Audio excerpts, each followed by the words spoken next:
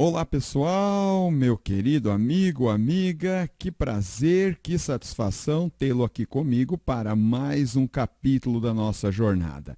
Nesse em questão nós vamos estudar o ministério de Jesus Cristo no Hades, no mundo dos mortos. E nós iremos abordar, entre tantos, os seguintes assuntos: a realidade da vida consciente após a morte.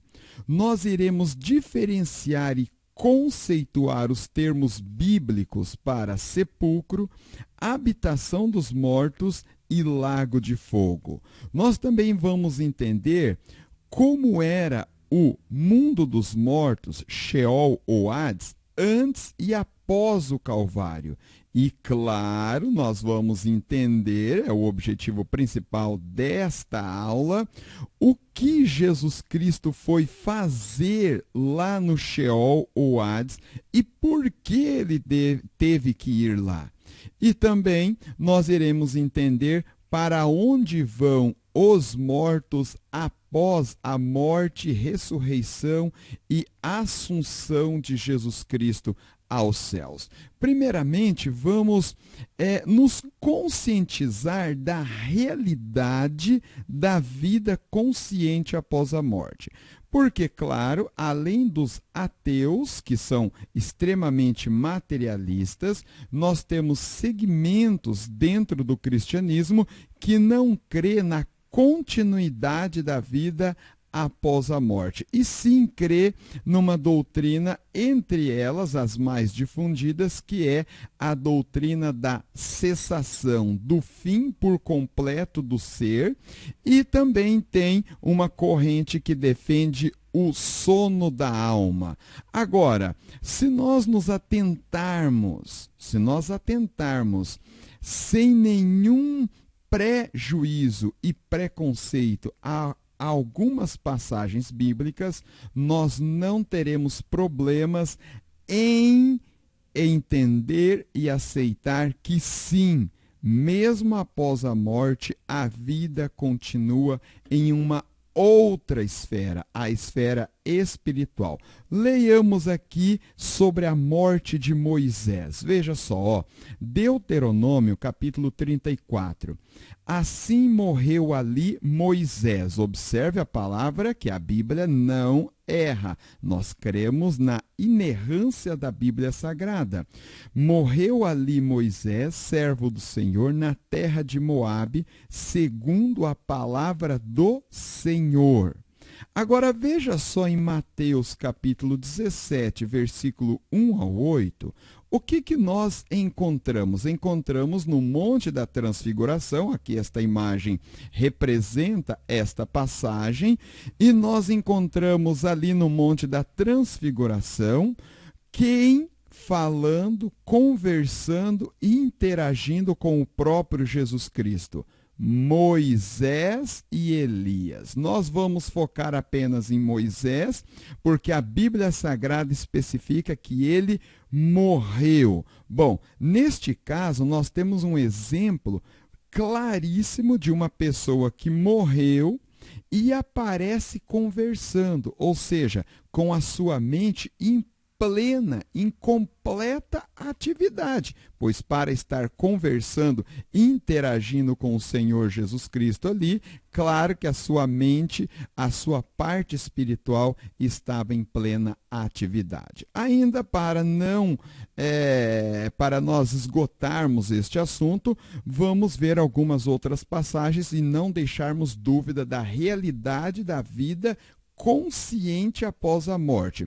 Vejamos o seguinte, Jesus Cristo, ele deixou bem claro que quando ele morresse, ele não iria de imediato ao céu. Não, absolutamente. Ele disse o seguinte: assim como Jonas esteve 3 dias e 3 noites no coração da terra, importa que o Filho do Homem, aliás, assim como Jonas esteve 3 dias e 3 noites no ventre do grande peixe, importa que o Filho do Homem esteja 3 dias e 3 noites no coração da terra. Mateus capítulo 12, versículo 40. Agora, Jesus Cristo, ao morrer, ele foi para o coração da terra. Veja só o que ele disse ao ladrão na cruz, que é uma palavra muito reveladora neste sentido. Veja só, Jesus lhe respondeu: em verdade te digo que hoje estarás comigo no paraíso. Ora, Jesus ao morrer, ele não foi para o céu, e sim para o coração da terra. E aqui ele diz ao ladrão da cruz que hoje, agora, nesse exato momento, você estarás comigo no paraíso. Nestas passagens é bem claro que o Senhor, ao morrer, foi para um lugar, veremos mais adiante, que é o mundo dos mortos. Por agora, basta termos em mente a continuidade da vida após a morte.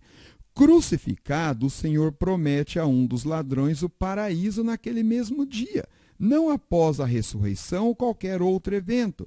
Também não fala que iria descansar num sono ou quaisquer outras doutrinas ditas por aí. Então, uma interpretação simples, direta e objetiva, nós não temos como negar que a realidade da vida após a morte é algo bíblico e concreto. As pessoas podem criar vários outros tipos de argumentos, mas uma interpretação, como disse, nos leva exatamente a este entendimento. Mais ainda, uma outra passagem para nós deixarmos bem esgotado este assunto, como eu disse, que a vida sim continua após a morte. Olha, para concluirmos esta sessão, destaco essas duas passagens da primeira carta de Pedro, capítulo 3, versículo 18 e 19, capítulo 4, versículos 5 e 6, onde diz que Cristo, após a sua morte, ele desceu ao mundo dos mortos e cumpriu ali também o seu ministério, casando, veja só, casando as passagens bíblicas que o próprio Cristo diz que ele ficará 3 dias e 3 noites no coração da terra, e veja só o que esta palavra nos diz. Pois também Cristo morreu uma única vez pelos pecados, o justo pelos injustos, para conduzir-vos a Deus, morto sim na carne, mas vivificado no Espírito. Ou seja, ele, a carne do nosso Jesus Cristo, 100% Deus e 100% humano, a carne estava morta no madeiro da cruz, depois no sepulcro, mas o seu espírito sim estava vivo e caminhou-se para o destino de todos os homens, no qual foi também e pregou aos espíritos em prisão. Ora, podem fazer muitos malabarismos para dar diversas interpretações a estas passagens, mas, como disse, uma interpretação simples, pura e objetiva, não temos como negar que sim, o Salvador Jesus Cristo foi até o mundo dos mortos e pregou ali a espíritos em prisão, que é isso que exatamente a palavra quer nos dizer. A Bíblia não é de enganar. Nós não cremos que a Bíblia existe enigmas, códigos para poder enganar os seus leitores. Não, a Bíblia é a revelação de Deus para que nós, humanos, entendamos, possamos entender os seus propósitos e os seus desígnios. Agora, veja só este outro versículo que é revelador, e aí nós vamos esgotar este assunto para avançarmos a outro.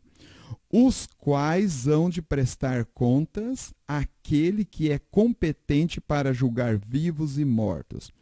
Pois para este fim foi o evangelho pregado também a mortos, para que mesmo julgados na carne, segundo os homens, vivam no espírito segundo Deus. Meu amigo, minha amiga, não tem como nós negarmos a realidade da vida após a morte. Agora, a Bíblia Sagrada, veja só, nós sabemos que, como eu já disse, muitos interpretam diferentemente, mas não há como nós negarmos esta realidade. Conscientemente, muitos fazem por não conhecer a verdade e outros fazem dolosamente porque se aproveitam de tais situações. Agora nós vamos avançar para um ponto importante, que é a diferenciação e a conceituação dos termos bíblicos para sepulcro, habitação dos mortos e lago de fogo. Primeiro, vamos entender sepulcro. A Bíblia Sagrada, ela diferencia muito bem esses três lugares e, para isso, ela usa termos específicos nos originais, tanto hebraico como grego. E também analisando o contexto da passagem bíblica, não nos deixa dúvida. Veja só, vamos entender sepulcro. Sepulcro ou sepultura ou cova, como está aqui nesta imagem que você mesmo pode analisar. Isso aqui não resta dúvida para qualquer um que são sepulcros, que são covas onde estão a parte material do ser humano ali, porque a Bíblia diz que nós somos pó e para o pó tornaremos. O termo em hebraico usado é kaborá. Gênesis capítulo 35, versículo 20 e Êxodo capítulo 14, versículo 11.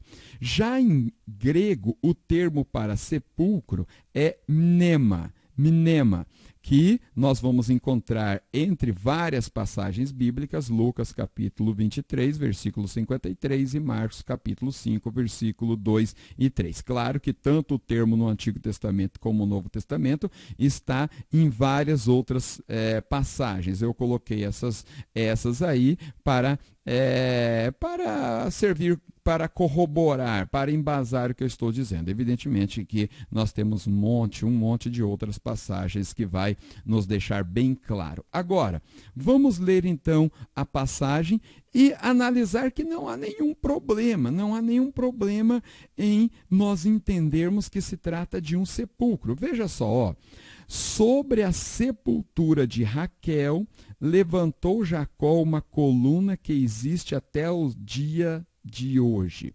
Não resta dúvida que o lugar onde Jacó erigiu esta coluna é exatamente o lugar onde estava o corpo físico de Raquel.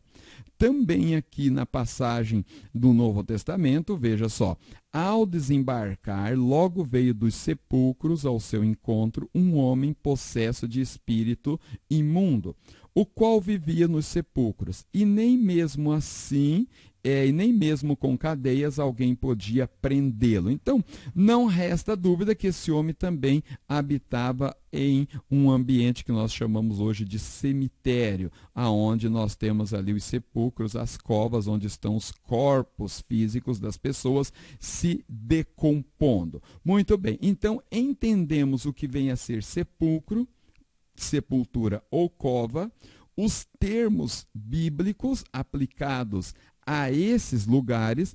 Agora vamos entender o mundo dos mortos, o lugar, a habitação, o reino dos mortos. Professor Osair, então quer dizer que o corpo físico fica ali na sepultura e a parte espiritual, a alma, a consciência, a parte imaterial do ser humano segue para outro ambiente? Exatamente isso que a Bíblia Sagrada nos coloca.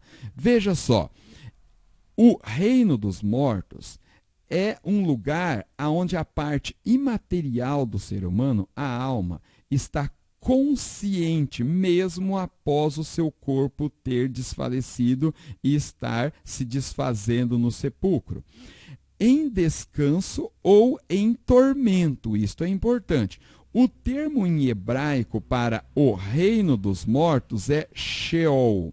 Nós temos várias passagens bíblicas onde encontramos esse termo. Entre elas, nós temos Deuteronômio, Salmos, Oséias. listados aqui. Agora, em grego, o termo aplicado é Hades. Hades, e aí nós vamos ter várias passagens bíblicas no Novo Testamento onde o termo aparece Hades. Lucas capítulo 16, versículo 23, Mateus 11, versículo 23, Atos 2 e 27. Agora, o contexto também não nos deixa dúvida de que esses termos aplicados nessas passagens, Sheol no Antigo Testamento e Hades no Novo Testamento, está deixando claro que é um lugar, uma habitação, um reino, aonde a parte imaterial dos seres humanos estão. Leiamos aqui a passagem bíblica do Antigo Testamento. Olha, os perversos serão lançados no inferno, no Sheol, e todas as nações que se esquecem de Deus. Olha, já não basta o termo no original hebraico ser Sheol, diferente do termo Kaborá, tá? São termos diferentes, pois indicam lugares diferentes. O contexto nos deixa bem claro. Se o termo aqui, inferno ou Sheol, inferno é a tradução que foi colocado para nós, mas no original Sheol, está designando o mesmo lugar que Kaborá, então não faria sentido o que esta mensagem quer nos dizer. Esta mensagem quer nos dizer o seguinte, que os ímpios, os perversos, as nações que se esquecem de Deus, serão julgadas e condenadas e lançadas em um lugar para poder pagar pelas suas atitudes. Se inferno está se referindo a cova, sepulcro, ora, não há como interpretar esta passagem, porque eu, você e todos aqueles que se esforçam a servir a Deus, a levar uma vida justa, será lançado também no sepulcro, na cova. Então, é evidente que esta passagem está se referindo a um outro lugar, a um outro ambiente e não ao sepulcro, sim ao reino dos mortos. E no Novo Testamento nós vamos ter o termo Hades, traduzido também como inferno, mas no original, eu tenho aqui a Bíblia nos originais, tanto hebraico como grego e outras línguas também, e eu posso lhe afirmar, e você também pode consultar isso aí em algum original, aqui é Hades, no inferno, estando em tormentos, levantou os olhos e viu ao longe Abraão e Lázaro no seu seio. Este lugar, Sheol Hades, é um lugar espiritual onde as almas dos mortos habitam, aguardando a ressurreição. É um lugar de consciência e razão. Para os salvos em Jesus Cristo, é de comunhão com o Senhor, como está registrado em 2 Coríntios, em Filipenses, em Lucas e para os ímpios, nós temos bem claro, pelo próprio Jesus Cristo, que é um lugar de tormentos. Agora, veja bem, se este lugar não é um lugar de consciência, esta passagem bíblica de Lucas, capítulo 16, ela está nos induzindo a um erro. Porque, veja só, no inferno, estando em tormentos, é a passagem do rico e Lázaro, o rico que teve uma vida ímpia neste mundo, morreu, foi para o Hades, lugar de tormento, e lá ele levantou os olhos e viu Abraão e Lázaro no seu seio, em delícias eternas. E ele então começa a falar, comunicar, como nós vamos ver mais adiante. Se nós não interpretarmos esta passagem como indicando que há a continuidade da vida após a morte e que há uma diferenciação daqueles que procuram levar uma vida justa perante o Senhor, buscando o seu perdão e a sua misericórdia, e aqueles que levam uma vida ímpia, desregada neste mundo, então a Bíblia está nos enganando. Esta é a pura verdade. Mas não, voltamos à sobriedade e assim um lugar, a habitação, o reino dos mortos, aonde as pessoas, a parte imaterial das pessoas, estão aguardando a ressurreição para serem julgados, absorvidos ou absolvidos ou condenados. Agora, vamos entender os termos aplicados para inferno e lago de fogo, que eles vão indicar exatamente o mesmo lugar. Veja só, o inferno ou lago de fogo é o lugar onde Satanás, seus anjos, os demônios, evidentemente, e todos os ímpios julgados e condenados passarão por toda a eternidade separado do Altíssimo. O termo em hebraico para designar o inferno ou o lago de fogo, que são o mesmo lugar, o lugar de separação eterna do Altíssimo, em hebraico é Gehinnom, vale de Gehinnom, e em grego é Geena. Esses termos aparecem 12 vezes no Novo Testamento, sendo 11 delas provenientes da boca do próprio Jesus Cristo. Entre as passagens, nós temos Mateus capítulo 5, Mateus capítulo 18 e Mateus capítulo 13.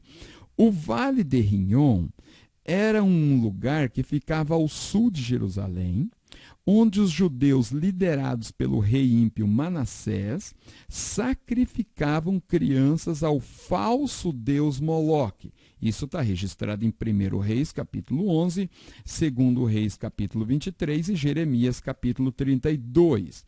Com o tempo, a idolatria foi banida de Israel e este lugar se tornou o depósito de lixo, comumente chamado de lixões das grandes cidades. E era um lugar de muita sujeira, vermes e muitas outras coisas horríveis. Ali o fogo era contínuo para diminuir a carga de dejetos. Este lugar, o Vale de Hinnom, Jesus Cristo usou nas suas palavras para simbolizar o castigo eterno daqueles que optarem por não estar com Deus na eternidade. Biblicamente, o termo inferno significa tormento eterno, o lago de fogo, onde todo o mal será depositado para todo sempre. Vamos ler algumas passagens, entre elas Apocalipse, capítulo 19, capítulo 20 e capítulo 21. Vejamos o seguinte, olhe. Portanto, se a tua mão ou o teu pé te faz tropeçar, corta-o e lança-o fora de ti. Melhor é entrares na vida manco ou aleijado do que, tendo as 2 mãos ou 2 pés, seres lançado no lago de fogo eterno. Veja só, aqui Jesus Cristo usa o termo Vale de Hinnom, ou seja, está deixando muito claro que é um lugar aonde a pessoa ficará permanentemente em condenação eterna. Leiamos mais uma palavra.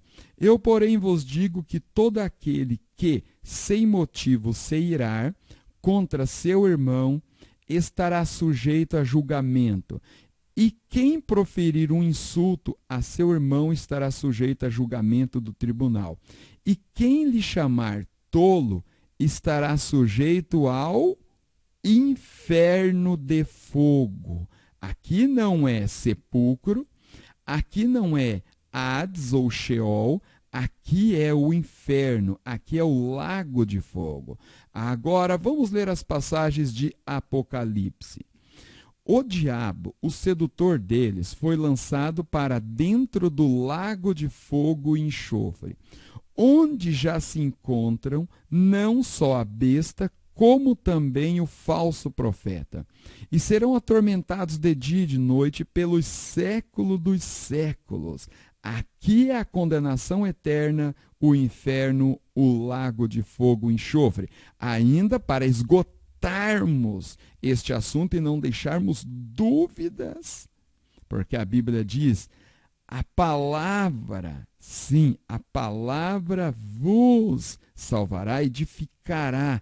A palavra do Senhor é que vai gerar fé. A fé vem pelo ouvir e ouvir pela palavra. Vamos nos esgotar de lermos a palavra.